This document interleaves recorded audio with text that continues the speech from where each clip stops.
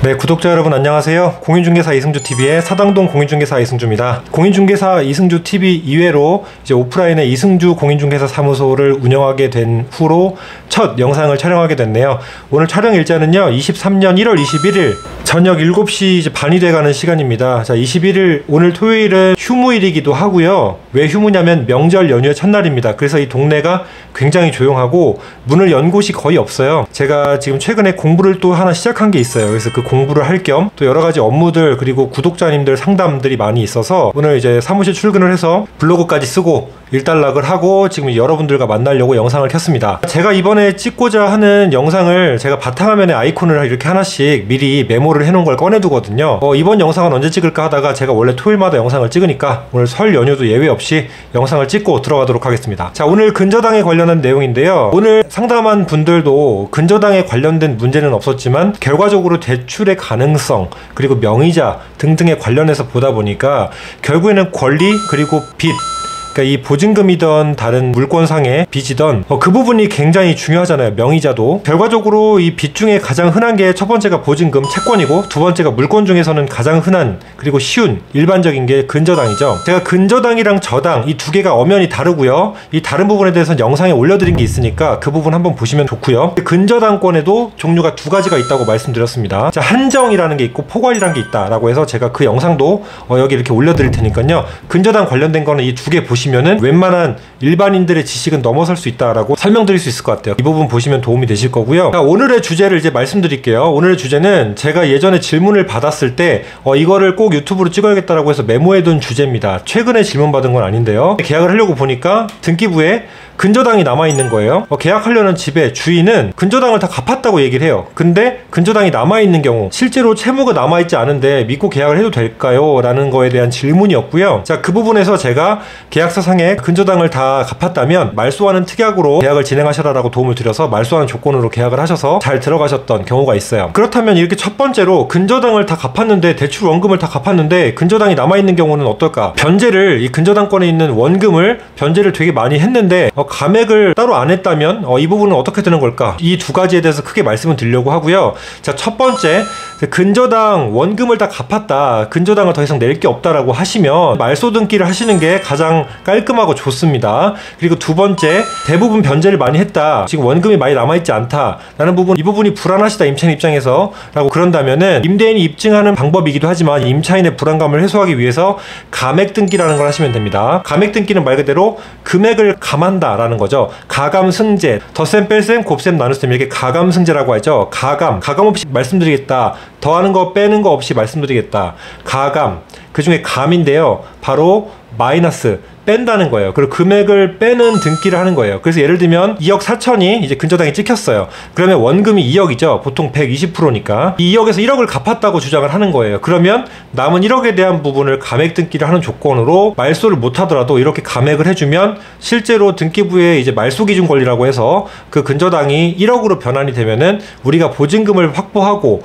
그 나머지 차액에 대해서 훨씬 안정적인 범위를 확보할 수가 있기 때문에 이렇게 감액 등기를 요청하는 경우들도 있습니다. 제가 최근에 전세를 계약해드린 아파트에도 말소 등기는 어렵지만 감액 등기는 해주겠다라고 하셔서 감액 등기를 해서 진행을 한 경우가 있었습니다. 그렇다면 이제 여기서 두 번째 질문이 나올 수가 있어요. 자, 근저당은 왜 120%를 잡는가? 그리고 왜 근저당인가? 아까 말씀드린 저당권이랑 근저당권은 원칙적으로 다르고 엄연히 많이 달라요. 자, 그래서 그 부분에 대해서 설명하는 영상이 있다고 말씀드렸지만, 자, 여기서 다시 한번 설명을 조금 간단하게 드리면, 자, 근저당이라고 하면은 금액을 특정해서 저당이 아니라 근사치라고 생각하시면 돼요. 그래서 근사치에 해당하게 저당을 잡는다라고 해서 근저당이라고 생각하시면 편한데요. 이 근저당을 설정할 때 우리 근저당 금액이 있죠. 등기부에 등기사항 전부 증명서에 나오는 근저당 금액은 보통 120%를 계산한 금액으로 나온다라고 했죠. 자, 예를 들면 원금 1억을 대출을 받았을 때 1억 2천이 근저당권에 찍히게 됩니다. 자, 그 이유는 간단히 말하면 이 20%만큼은 이 금융권에서 이자를 못 갚았을 때, 그리고 이로 인해서 소를 제기하거나 예를 들면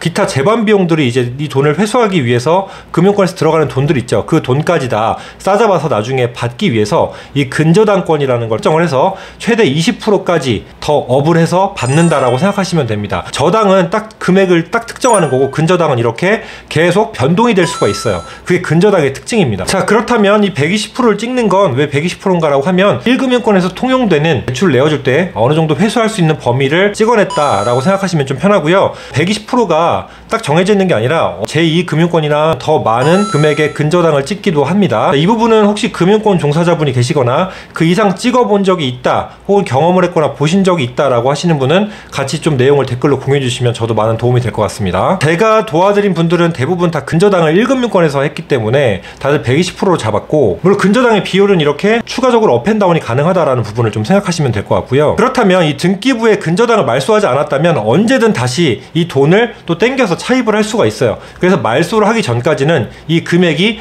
원금을 다 갚았다고 해도 언제든 이 등기부상에 있는 범위 안에서 유효할 수 있기 때문에 불안하시다면 말소를 하시는 게 좋고, 그게 아니라면 이 근저당을 언제든 또 활용할 여지가 있다라는 부분을 생각하시면 될 것 같아요. 여기서 또 주의해야 될 점이, 기존의 등기부에 근저당이 찍혀 있는데 감액 등기나 말소 등기를 안 했어요. 근데 원금을 다 갚았다고 했는데 말소를 안 했습니다. 그때는 원금이 없었어도 어쨌든 이 금액만큼은 확보가 되어 있는 거예요. 그러니까 이 금액을 제낄 수가 없는 거잖아요. 우리가 후순위로 들어갈 경우에. 그러면 이 다 갚았다고 하더라도 새로 대출 받은 날짜가 이렇게 뒤로 밀리는 게 아니라 이 근저당권을 기점해서 그 날짜, 그 시점 그대로 유효하게 순위 보존하기 때문에 반드시 근저당을 다 갚았다면 말소하는 조건 혹은 감액하는 조건으로 여러분들이 권리를 분석해서 들어가셔야 되고요. 계약하시는 중개사님께 이 특성을 확인했다면, 안전 범위가 아니라면은 여러분들께서 이걸 감액이나 말소하시는 조건, 특히 전세의 경우 더더욱 그렇겠죠. 그런 식으로 접근하시는 게 좋고요.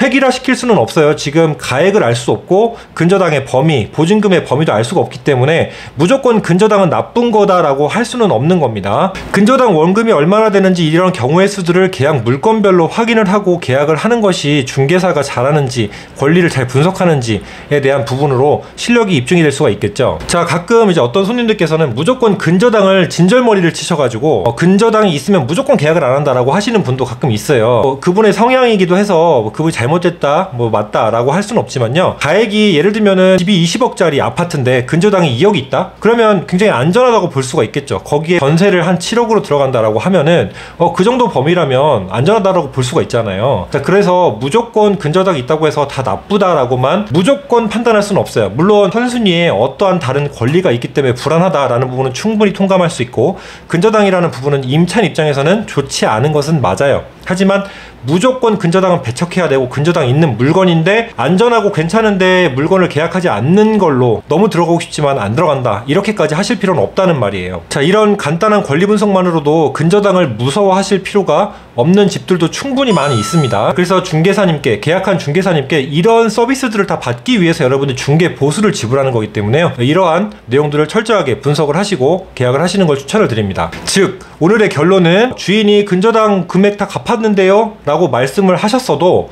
근저당을 다 갚았다면 다시 근저당을 낼 생각이 없다면, 혹은 여러분들 전세로 들어가거나 근저당이 껴있는 상태에서는 여러분들의 보증금이 위험한 범위다라고 하면 말소를 하는 조건으로 계약서에 특약을 작성하고 들어가셔라. 그리고 말소가 된 부분을 확인하고 잔금을 이체하기로 한다라는 내용으로 특약을 마무리 지으시면 굉장히 안전하고 깔끔한 계약이 될 겁니다. 한마디로 끝날 때까지 끝난 게 아닌 게 근저당입니다. 언제든 다시 회복시킬 수 있는 게 근저당이기 때문에 이 부분을 꼭 확인하시고 계약하시라는 부분 말씀드리고요. 네, 오늘 이제 설명 여기까지 마치도록 하겠습니다. 오늘 설 명절의 첫날인데요. 저는 이제 공부와 데이트를 하게 될 것 같습니다. 이번 명절 내내 어디 가지 않고 거의 커트하러 미용실 가는 정도 빼고는 아무 데도 안 갈 것 같은데요. 아무튼 이 여러분들만큼은 이 설 명절 즐겁고 행복하게 뜻깊게 사랑하는 가족분들과 보내시길 바라고요. 긴 영상 시청해주셔서 감사하고요. 오늘 영상도 도움되셨길 바랍니다. 다음 영상에서 또 만나도록 하겠습니다. 감사합니다.